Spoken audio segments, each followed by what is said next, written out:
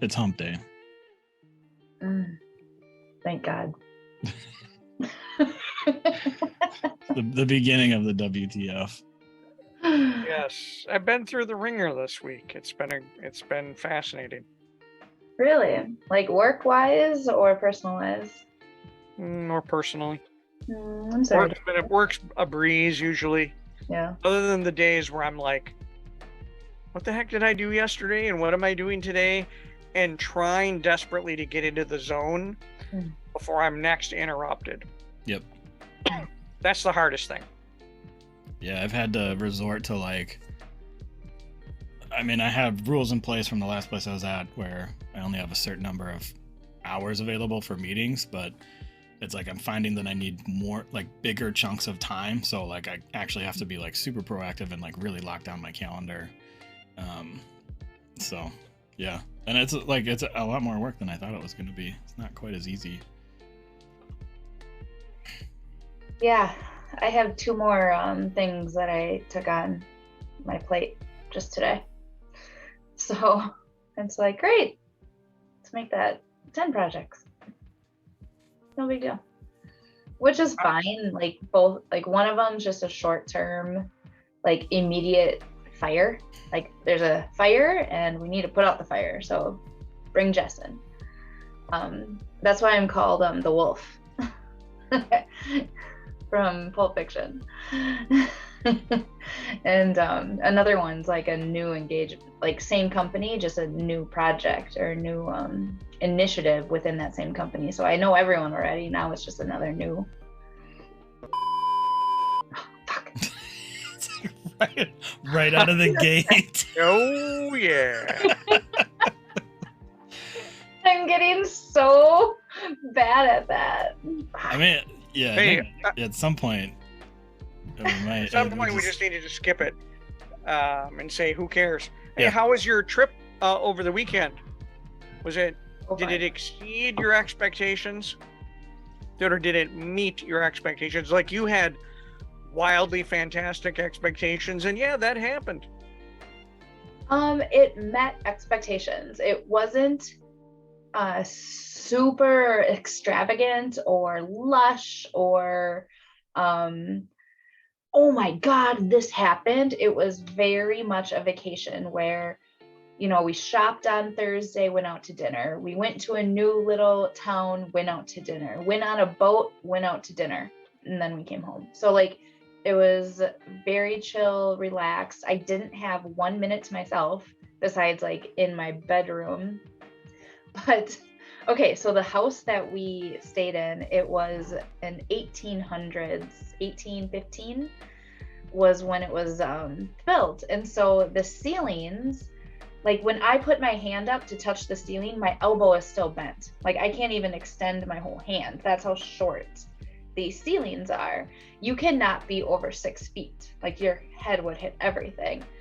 And they had one of those cellar basements that was creepy AF, complete Blair Witch type feeling and vibe. And I believe in spirits. And so I believe that I know that I'm able to feel and sense. Well, the first night I was there, I was just freaking out. I am I can't sleep. I can't do anything because I'm okay, there's something that I am feeling and I need to go to bed, but I can't. And so I started putting headphones in. And so I was listening to meditation. And I'm that helped me fall asleep. So then the next night I was sleeping with my headphones in and one of my earbuds fell out and there was only one in my right ear and the meditation got quiet and all of a sudden it got really loud and I heard a man's voice in my ear and I screamed bloody murder on the top of my lungs thinking it was a ghost trying to get me, but really it was my meditation in my earbud. And so then I started laughing and it was fine. And then the next night I was able to sleep better, but it took me a long time to get used to that 1815 house. It was scary, but it was super cute. And then in the parlor room, that's what we called it. We were sitting in the parlor. There was a creepy portrait of George Washington, a painting. And I swear, every time you walked by, those eyes watched you. It was the creepiest thing. So yes, that was the only. Oh, and then I fell and I hurt my knee. So I was like walking and I was looking up at the stars and I like fell off the curb and I fell on my knee. And how many beverages in were you? 0. There were other recreational things that were legal in Boston. That it's legal, so okay. Yeah. Wow. So that was more of like the theme of the trip. You've blurred nice yourself, to know Steve. that Twizzlers licorice is legal in Boston. Twizzlers, yes. Yep. Very legal. You're blurry, Steve. Ethan, you were about to say, I know I'm blurry. I know. Ethan, you were going to say? That you're blurry. That's what I said. There we go. There. That's what I like to see. Do you have a separate camera, or are you using the built-in laptop? No, it's a separate camera. It just sometimes decides to go wonky. What do you have? It's a Logitech, I think.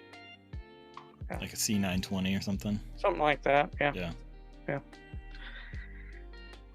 I did something very cold this weekend, by the way, Jess. I tried fixing my pressure washer. Ooh, It's still not working. Oh, it's I'm sorry. not hot. That's not hot. Not If you hot. can't fix it, it's not hot. I'm Fail. struggling. I've cleaned out all the gas. It turns out, this is self-inflicted. I don't think I've used it. I've had it sitting in my basement for like 2 years, and I left gas in it. Mm-hmm. Bad idea. Yeah. It was like Even honey. It was like honey at the bottom. Yeah. Yeah. So I think I still have to deal with extracting some honey from some spot that I haven't found. So Why wouldn't you just buy a new one? because then I'm throwing this one into the dumpster or wherever, and that's stupid. So I can fix it. Okay. It's just going to take me time and patience that I don't have, and knowledge that I don't have. So I'll get it working. It's not that old. I have faith in you. I know you can do it. Thank you. Yep. I've already replaced like the pump on it because I made the mistake of leaving it in my shed over a winter, and that ruined the pump. So I started keeping it inside during the winter, and yeah, not happy. So I got to take it apart more than what I have, and be more patient with it. So Sorry to hear that. So while you were dealing with your spirits, I was dealing with my evil denizens of the pressure washer. Yes. Ethan, did you have any foes to vanquish this weekend? Editing all the podcast episodes I have been procrastinating on, which is why there haven't been any for I don't even know how many weeks. I think it's been at least 4. I'm pretty sure it was 9 episodes at least that I had to go through. Oh wow. Wow. Because it's been so long, I had to listen to all of them the whole way through. Oh. Oh my gosh. And we had a number of ones that were over an hour long. Oh my Ouch. gosh. One of them, I was like so captivated by it. Like it was fun listening to the whole thing. And then Jess at the end, you were like, "Oh, this is so fun!" Like I'm like, "Yeah, this is just." It was the first time I'd used a new song, and I'm like, "Oh man, this music is just on point for this episode." Yes. Oh, I can't wait. I love it. Yeah, I remember that one. Clearly, that wasn't one of the Star Trek episodes.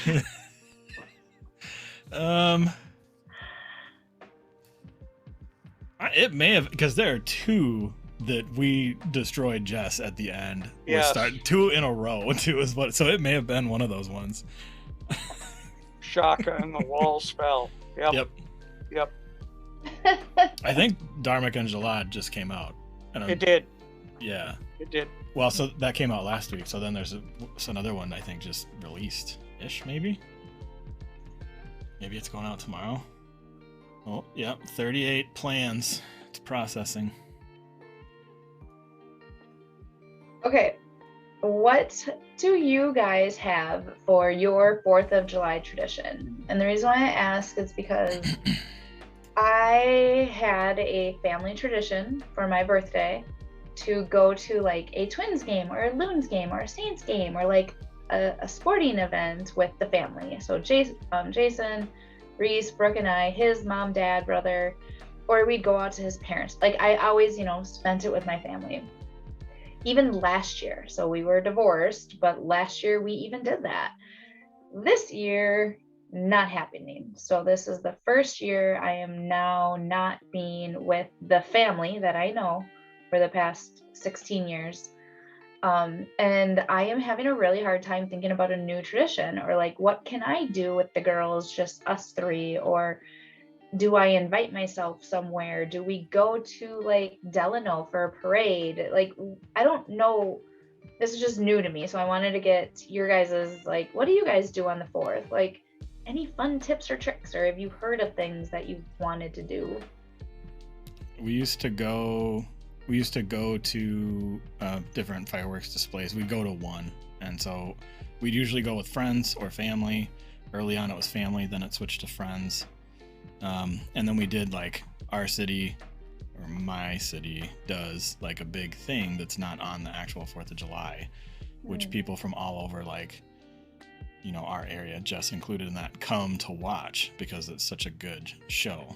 And so that would be an option. We did that for a number of years. That's a blast. But it's first come, first serve. People go and you got to put your blanket down and then work and then come back. Yep. And then lately we've, I think the last 2 years, it's because it's been the entire pandemic. Some friends invited us over, and so now we go and we light fireworks off in their driveway. Okay. Yeah. With all of our kids, so maybe like grill or something during the day, but it's pretty low key now. It's not a big thing. I don't want to work, because if we grill, that means I'm doing it. And I just spent an hour grilling for them to eat 4 bites of brats, a half a corn on the cob, and a half of a peach, and all that grilling for just that. So no, I don't want to grill. If somebody comes over and grills for me because it's my birthday, I will accept it. And are you on the 4th of July? Yeah. Okay. I have another friend that's like that too. Well, his wife is the 4th of July. And it sucked for him kind of, because like his favorite holiday is the 4th of July, and then really? Like, got married, and he's like, it's kind of a bummer because it's like it's her birthday. What do you do, Steve? I don't have a specific thing to do during the day, but where I live, there is a park that is probably 3 blocks from me that is notorious for being one of the top in the metro area for fireworks. Oh, okay. And like, I didn't even know it was this notorious. Like, all of a sudden one time on the radio, they were like, oh, there's A, B, and C are the best. And like, this was on the list. Wow. And every once in a while, I'll be talking to somebody, usually at our organization, and I will mention like the location roughly where I live, and they're like, oh, you go to the fireworks. I'm like, yep. So it's so we do that. Drag a couple of chairs over, or a blanket, and sit, and they are pretty amazing fireworks. That's probably about it. Do I grill out sometimes? Sure. Or I'll make something. Yeah, like you can do whatever you want. We've had years where we usually get fireworks and we'll like light it off in our driveway if we don't go somewhere. Sometimes we'll let the kids stay up and watch something at like, around midnight. So yeah, you can kind of do whatever you want. Yeah. We live on a creek, which is near where this park is.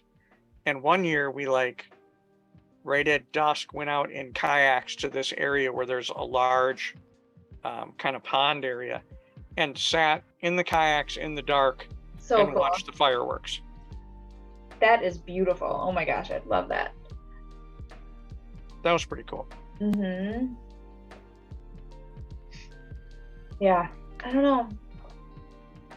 My dog is not a fan of the fireworks. Oh gosh, neither is my dog. No. Yeah. Not a fan. Your dog's name is Jizz again, Jess? What? Sparky. Sparky. What? Sparky had a bit of a red rocket problem. Does he still have a red rocket problem? Oh, yeah. He did when I first got him. Mom, Sparky has a hot dog coming out of him. Coming out of his privates. That's what they said. That's funny. Do you remember that story? Oh, yeah. Oh, yeah. That was like one of the best happy hours. And I remember, I will never forget, the first year I was separated, I had to cut my grass. And everyone on the happy hour, I'm like, okay, I gotta go. They're like, no, let's watch it. Let's watch you cut your grass for the first time ever. I was on that happy hour. You were. Every once in a while, you'd go right by your window. And that's literally the first time ever I've cut grass, because my mom always did it. Yeah, as I recall, we were all giving you pro tips on what to do when cutting the grass. Yeah, absolutely. And they all worked. I still use them. That was a super interesting time, because like we were all at this place together and it just ended. Yeah. Like there was no ramp down or it was just over one day. And it was because we kept those happy hours going for a long time. Yeah. Like on a weekly basis. And I've thought about because if you look at, if you're into any team building stuff, people are trying to add things to the process, and there's that kind of morning period afterwards now. And I'm like, that's exactly what happened to us. Because there was no end. It was so terrible. Yeah, that was hard.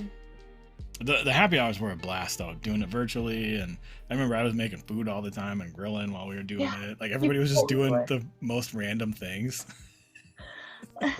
That's when I became an alcoholic. I'm not getting every weeknight there was a happy hour, because we're still trying to stay connected, and it was so easy to do it from your house. And so I'm not kidding, I had a bottle of wine almost every single night, and a whole bottle. And I was not drunk. Yeah, I think everybody had something that they were into. Maybe if other recreational things were more, a little bit more legal here, they would be doing that too. We'd all be doing that together or something. Like some Brady Bunch passing it. Yeah, I went from going through a 6-pack a week to a 6-pack a night almost. Seriously. Yeah. It was awesome. It was so great. Did time just fly by for you guys? Was it just Well, so specifically on that happy hour you were referring to, I remember showing up the next week, or I don't know if it was every week or every 2 weeks, but I showed up at the next one, and there was the conversation. So how long did you stay on? And me and BFF were midnight.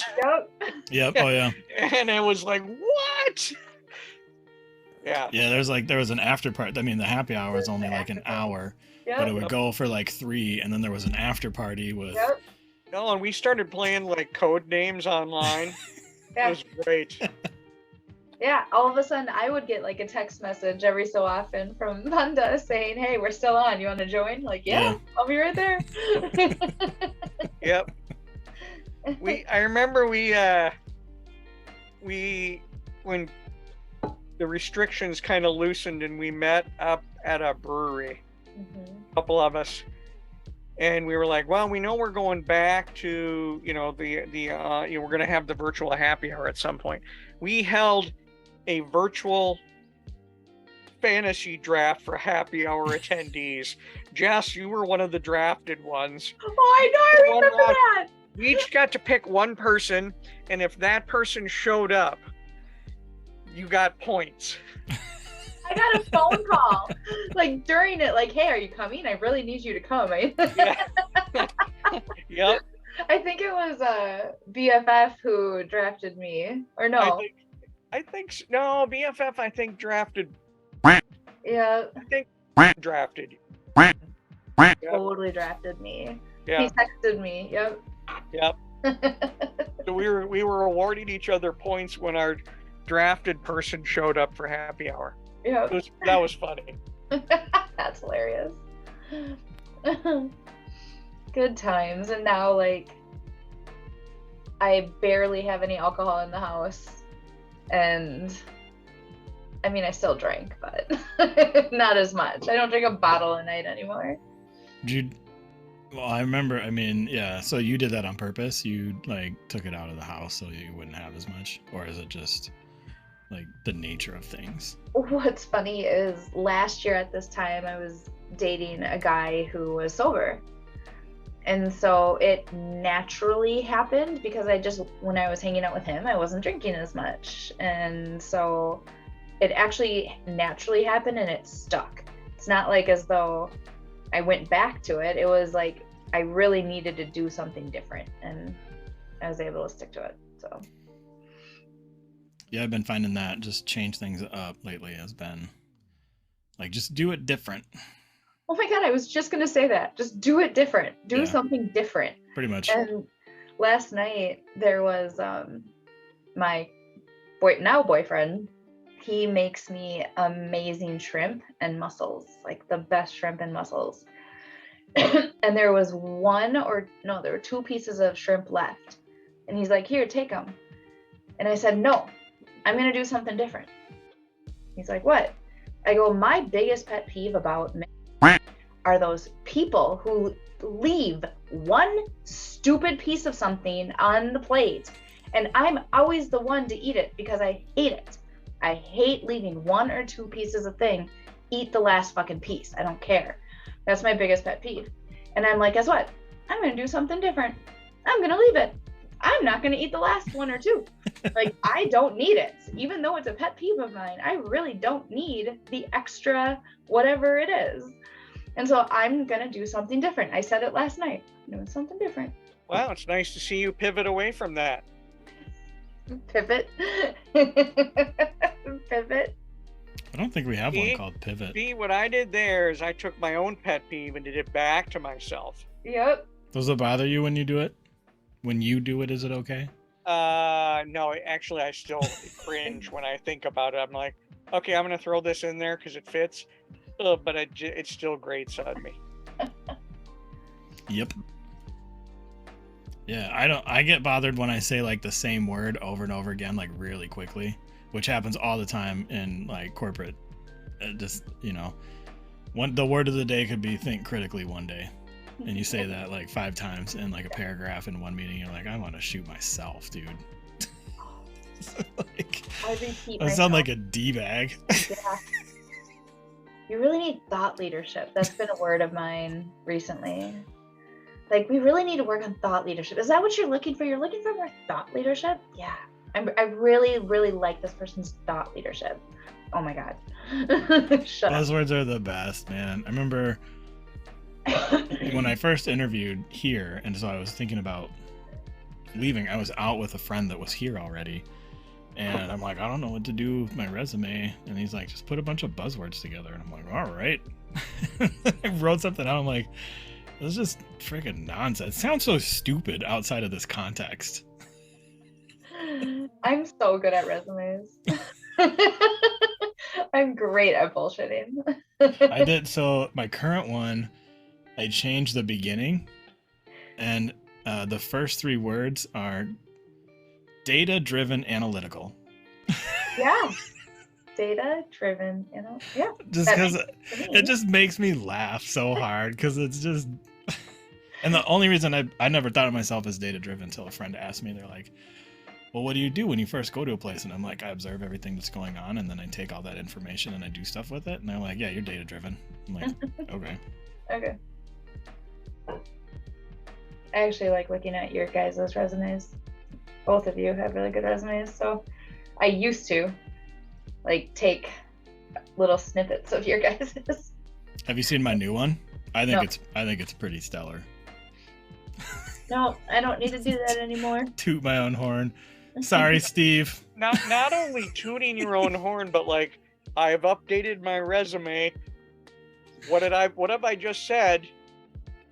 No, I had to update it when I went to the new place. Like, so I had to go through that because I was on the bench for a little bit. So, I do have to update it to include the new place as well here in the next month or so. All right, that's fair. So that's fair. That's the only reason like I went through that whole process is because I had to. I think my camera goes out of focus when I move back and forth. Okay, so all right, so I told about your dream and how you're mad at me. Oh yeah. And I told her what I was gonna do, right? So I'm like, this is the whole conversation, which you can hear, and well, I don't know if that one's gonna be out, but anyway, so this was my plan.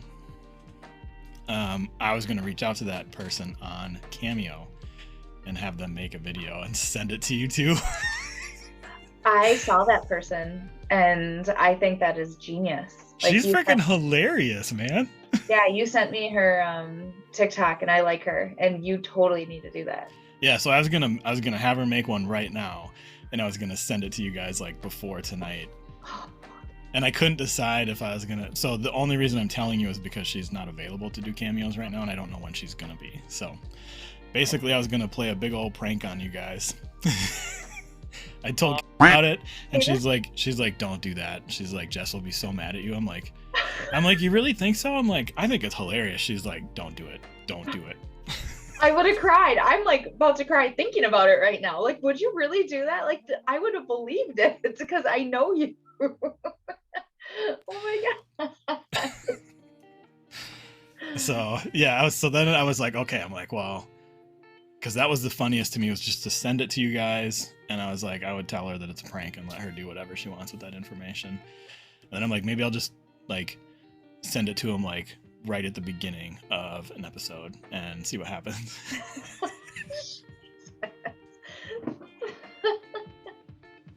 Question for you about resumes. Yeah. How important are they? And I say that like, when you get a resume from a candidate looking for you to, where you're either hiring them, possibly hiring them, or interviewing them, how important is it? My personal opinion is that they are important. Like, for me, if you slough off on a resume, you're going to slough off on documentation, and you're going to slough off on details, and you're going to slough off on just kind of doing whatever. If you take time, it shows. And then I actually get into the details of the resume, and if you can't speak to them, like, yeah, we're done. So I think resumes are important. You're done. You're done. From like a hiring, like an FTE, right? Like hiring to a company. From a consulting perspective, they're a little less because of our model. We're not supposed to lead with resumes. We're supposed to lead with the reason why this person is a good candidate, and the resume is there to support it. So we have a conversation first, and then we say. However, not everyone does that, and not all companies are like that. So then those companies need the resume to even get through the process. So it all depends on the company and the relationship we have with the company. I have not interviewed in at least 5 years. Yeah. And I've only been at 3 places, but it's like, so one of them, they were just like, you're going out here. Never met anybody, didn't talk to anybody from the place. And then the next place, I knew one of the people there. So they're like, yeah, give them a call. And it was like 20 minutes, like, hey, how you doing type thing. And they're like, now you're going out there. Mm-hmm. Yep. So I do the technical interviews, And so for me, I don't care as much about the resume. I look at the resume to see what they say, but I'm asking, super difficult. I don't ask difficult questions, but I'm asking technical questions to validate the stuff that they say. I do look at their resume and LinkedIn to see if they have that, mostly just so I know what they look like. This was back from when we would go meet people. Mm-hmm. But I have a friend that's he's a manager at Indeed, and he's more, I think they're more automated HR, and so him and I had talked about it, and he's like, they're looking for keywords. I mean, even him, like, he was like, I look for keywords for these things, depending on what the position is. And so that's another thing too, is resumes become really important, and tailored resumes are important if you're going through an automated HR system. Mm-hmm. Absolutely. I don't know. I think they're important. I've when you get to be Steve's age, it's just so long. Like, how do you decide what to kick off? There's actually some truth to that. Yeah. There are times where I'm like, I'm not even putting this on there because it's completely irrelevant to what I'm doing, or it's redundant. Yeah. Yep. So I don't see them getting, whomever's looking at this, to get any value of me putting this on there. Yeah. So yes, there are things that drop off my resume. Yep. Every time you update it. Yep. But I also look at it and go, my resume is way too freaking long. Nobody's reading this. There's no way. Mine's up to 4 pages, I think. I can't remember if it was 3 or 4. I added a page this year with this new update. Because I completely revamped it is what happened. Well, and you're older. Yeah, not older than you. It just doesn't end. The hits keep on coming. Yeah. Yep. Yeah. But I just sort of look at my resume and say, am I wasting my time with it? I don't think so. And I think to some extent, I have angst over the details that are never seen. Correct. Yes. To me, like, that opening paragraph is the most important, and then your most current information. That, to me, are the 2 most important things that I look at. And then every so often I'll look at the last piece of information to see where you came from. Like, how did you get to where you are? And so the middle part is just fluff. That's just your experience. But the first is how you learned, and then now is where you're at today. I like to look at how long people have been at places too. Yeah, yep. For sure. Oh yeah. When I went to school, my IT management class, the professor was like, he's like, what's the difference between 10 years at a place and 10 years at 10 places? Mm-hmm. Like, what's the difference? And, I mean, we came from a place, and Steve did too, where it's like, you get a job and you hold on to it. So it's like that, to me, I was like, oh, that 10 years, and I was new in the industry, and I was new in my career and everything. And he was like, yeah, that's probably actually not the best. And I'm like, oh, interesting. Tell me about this. Why wouldn't it be the best? You don't get any experiences. You don't have other opinions. You don't have other perspectives. You don't have other cultures and politics, and it's all the same. You've grown accustomed to the same thing, even though it's like a different group. It's still the same company. I think that was very apparent at the last place that we were at, because a lot of them had been there for so long, and it's like, my favorite was one person in particular loved to be like, I have 20 years of experience, and it's like, well, 10 of them are here, man. Like, nothing. And I mean, you guys aren't cutting edge. I don't know what to tell you. Yeah. But I would also argue that, if you went to 10 places, 6 months apiece. Oh, that's horrible. You're not getting, you're not learning some of the other hard lessons. Exactly. Which is what happens when the politics set in, and you have to navigate that rocky shoal. Yeah. Oh, completely agree. So I have this theory that every human alters not who they are, because your values and morals always remain the same. Personas. but you change, not personas. It's not a persona. You don't change who you're talking to. You change what your likes and dislikes are every 5 to 7 years. And so every 5 to 7 years, you kind of go through a reboot of like, okay, maybe I don't want to, I don't know, play games every night until 1 a.m. anymore. I want to like focus on this differently. Blasphemy. Maybe I don't want to drink a bottle of wine every night. Yes. Instead, I want to do X. Yes. I want to focus more on health or whatever. Who's X? What's X? Read books. I want to read books. Yoga. Yes. Play competitive origami. Or I feel that every 5 to 7 years, a major event happens in your life that kind of alters who you are. So whether it be a death of a parent or a birth of a child or a loss of something, a gain of something, a new job, something kind of alters who you are. And so like I became more stressed out actually when I got pregnant and had and had kids, and my mom was dying, right? So I was completely stressed out, and I started treating people differently. I started being more controlling. I started being more snapped. I snapped all the time. But that was like a 7-year period in my life. And now that I went past that, I'm different. You were pregnant for 7 years? Well, yes, I was. No, hell no, that'd be fucking horrible. But like, you know what I mean? I had 2 kids in those 7 years, and my mom died.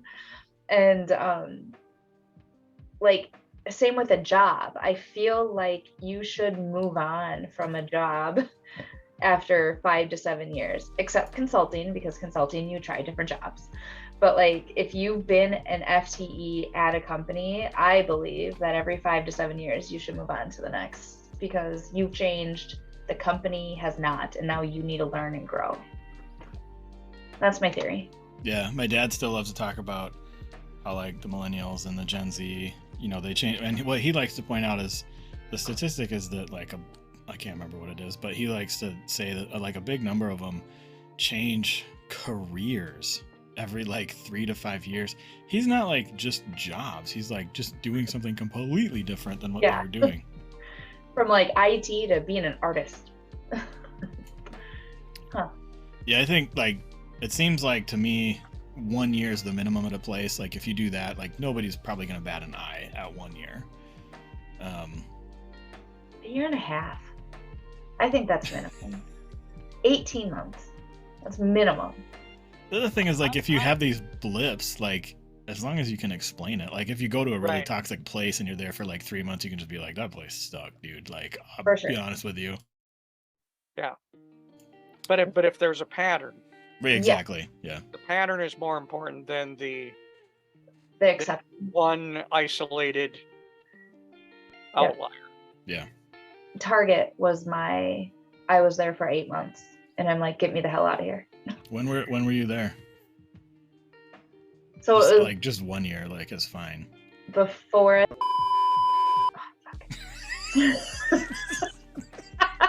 before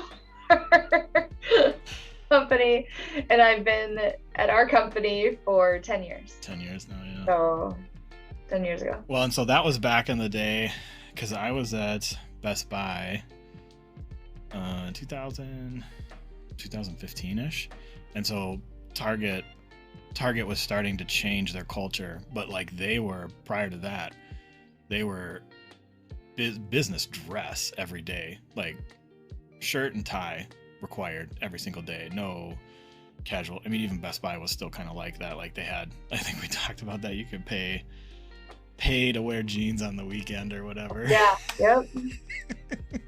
so awesome. Weird. So like I can believe that. I know there's lots of people that go between those two companies. So like when I left that one place, I told the people, I'm like, don't even try and put me at the other place. I'm not gonna be one of those people that has been at both. Yeah. Because I got to be different. Yeah. There's just some companies that. That's why I do everything different. Have you ever worked with somebody who doesn't want to do the work, but they would be really good at teaching it, and that's where their space is? Yeah, I know a couple people like that. It drove me out of a particular place because I'm like, I am not going to sit here and do the work for both of us because you just want to sit here and teach. Yeah. And you don't want to actually put into practice what you're telling others to do. Yep. I can see that. I hope to God I'm not like that. I don't think so. Someone told me I'm withholding judgment until I've worked with you. Okay, yes. We haven't worked together, which is weird. Well, now that I'm in the new role, hopefully I'll be able to work with you. Ethan's not very excited to work with me. You say hopefully now, but Ethan and I kind of conflicted this afternoon, work related, and I felt bad, but I'm like, oh my gosh, I don't know what to do.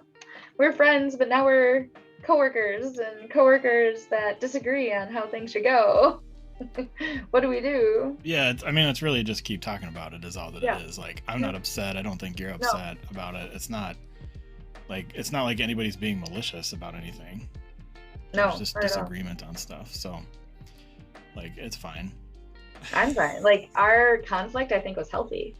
As long as you were cool with it, I'm cool with it, because I like the way we communicate, and we're very straightforward with each other, but also like expressing what our beliefs are. So 2 hours later. Keep going. We found Steve's kryptonite. Talk about what's that? Work. Talk about work a little bit. Yes. Well, I do have one thing to end this on, which I can wrap this up on. So one of my favorite colleagues of ours, his last day is on my project tomorrow. It's his last day, and he's rolling off. Out of the client or just off the project? At the client. So he's leaving the client, leaving the project, going on to something else. Okay. This is double D? Nope. No. Oh, It's okay. not double D. And we have on our team a rotating song of the day that the double D started. Oh, fun. Yeah. So everybody, like, oh, here's the song of the day, this artist, this is the song, and then I'm passing the torch over to so-and-so. And as fate would have it, I get the song of the day tomorrow on his last day. Yay! And this could be like the triumphant song to send him off, but instead, I'm going to phrase it like, I need help from the rest of the team, because here is moving forward, because my song of the day is all my happiness is gone. Oh, that's sad. I know, kind of sad, but I'm also like giving a nod to him, like, you're on your way out. This is really rather devastating, actually, I think, to a lot of people. Yeah. Yeah. I don't even know who you're talking about. I need to figure out who that is. I haven't paid attention anymore. I'm so used to that. Just kidding. You're not paying attention? He is definitely one of my favorite people I've ever worked with.